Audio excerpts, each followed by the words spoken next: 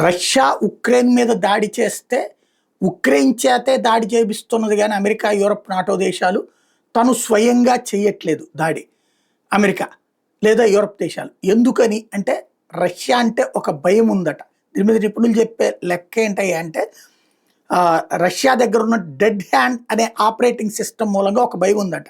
ఒకవేళ ఏదైనా దేశం రష్యా మీద సడన్గా న్యూక్లియర్ అటాక్ చేసి ఆ దేశ ప్రజలందరూ చనిపోయి ఆ దేశ ఆర్మీ చివరికి ప్రధాని కూడా చనిపోతే అప్పుడు కూడా ప్రతీకారం తీర్చుకోవడానికి రష్యా దగ్గర డెడ్ హ్యాండ్ అనే ఆపరేటింగ్ సిస్టమ్ ఉందట. అంటే రష్యా మొత్తం నాశనమైనా కూడా రష్యా తన శత్రువు మీద ప్రతీకారం తీర్చుకోగలదట. డెడ్ హ్యాండ్ అనే ఈ ఆపరేటింగ్ సిస్టమ్ ఎలా పనిచేస్తుంటే ఒకవేళ రష్యా మీద న్యూక్లియర్ అటాక్ జరిగితే న్యూక్లియర్ రేడియేషన్కి ప్రజలందరూ ప్రాణాలు కోల్పోయినటువంటి పరిస్థితి తలెత్తితే ఈ ఆపరేటింగ్ సిస్టమ్ తనంతట తను యాక్టివేట్ అవుతుందట.